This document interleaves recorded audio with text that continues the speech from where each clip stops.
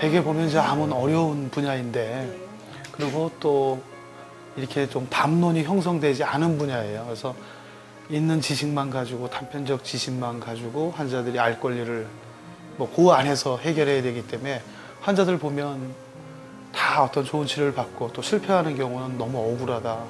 또 내가 너무 몰랐다. 근데 그때는 너무 늦은 거죠. 그래서 현장에서 또 야전과 같은 그 말기암과 환자들과의 십몇 년 이상의 그 생활을 하면서 느낀 점들을 썼고, 그 다음에 이제 생명은 하나이기 때문에 실패했을 경우에는 돌이킬 수 없는 일이거든요. 그래서 그 현명한 선택, 또 양방 미국 의료라고 저는 표현을 하는데, 미국 의료의 또 어떤 그 서양적인 걸 또 도움이 되는 분들은 이럴 때는 또 도움이 되고, 그 다음에 우리 넥시아 같은 경우는 이제 넥시아 프로그램인데, 그런 의료를 실패한 이후에 어떤 거거든요. 우리의 삶의 또 문화 속에서 암을 고칠 방법은 없겠는가.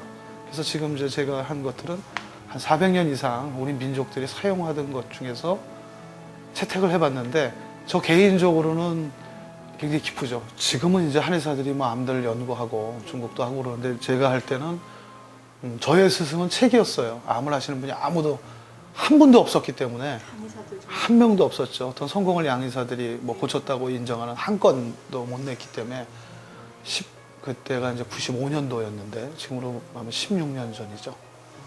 근데 이제 저는 통증을 했기 때문에 이제 통증 정도만 해결해 주려고 했는데, 한 환자가 나면서 소문이 나버렸어요.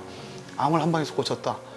근데 이제 서양의학자들은 그 믿는 게 어떤 뭐 국제적인 논문이나 그거를 겁내지 않고 사실은 내야 되겠다는 생각을 했는데, 저한테 세상이 요구한 건 세 가지였어요. 뭐냐면 말기암 완치하자를 내놔라, 말기암에 대한 논문을 내놔라. 국제 논문, 그것도 우리나라 거 아니고요. 세 번째, 신약에 대한 것을 국제적으로 국가에서 인정하는 허가를 받아내야 된다. 세 개인데 지금 이제 제가 신약이라는 건 국가 이상 허가를 받았으니까 이제 80%, 그러니까 에베레스트 산을 정복하는 게임이라 그러면 8분 능선에 와 있는 거고, 이 두 가지는 제가 해냈죠. 그래서 지금은 세 가지의 약속을 다 했는데, 이제 지금 국가에서는 인정하는 게 산이 세 개가 있어요. 1상, 2상, 3상인데 지금 후기 2상을 하고 있거든요. 근데 약을 개발하려면 약은 보통 10단계를 거쳐요. 11단계에서 10단계로 보는데, 보통 이제 서울대나 뭐 인류 교수님들이 이렇게 해가지고 어떤 약이 신약 후보를 찾고, 인비트로에서 실험을 하고, 동물 실험을 하고, 또 GLP 기관에 가서 또 안정성 검사를 하고, 효능 검사를 하고, 그 다음에 1상을 받고, 2상을 받고, 3상을 받아서 시판을 하는 거거든요. 근데 대다수의 이런 희귀병이나 난치병들은 2상에서 판매가 된다 그러면, 미국은 됩니다.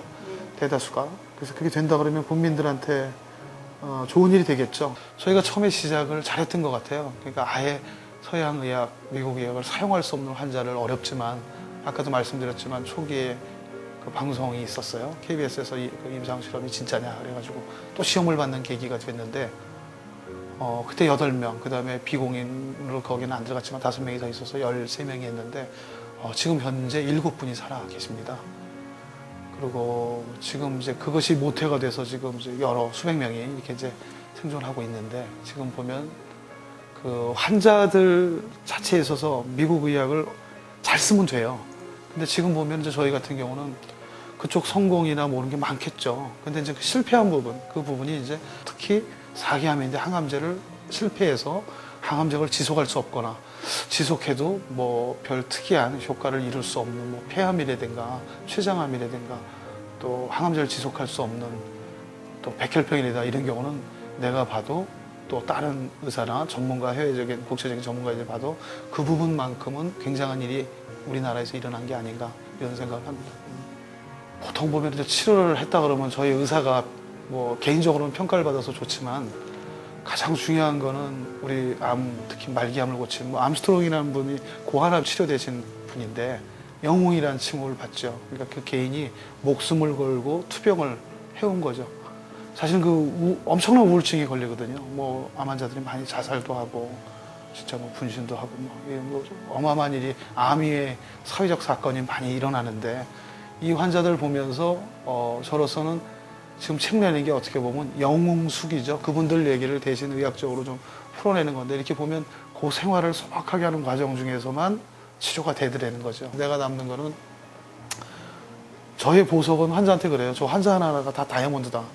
그래서 가끔 우스갯소리를 해요. 몇 킬로 나가세요? 68킬로라면 68킬로짜리 당신은 내가 고친 내 보석입니다. 그러니까 어떻게 보면 보석이죠. 저 사람 때문에 내가 있으니까. 지금 제가 자랑할 수 있는 건 16년 동안 환자 소송이 한 건도 없었습니다. 단 한 건도.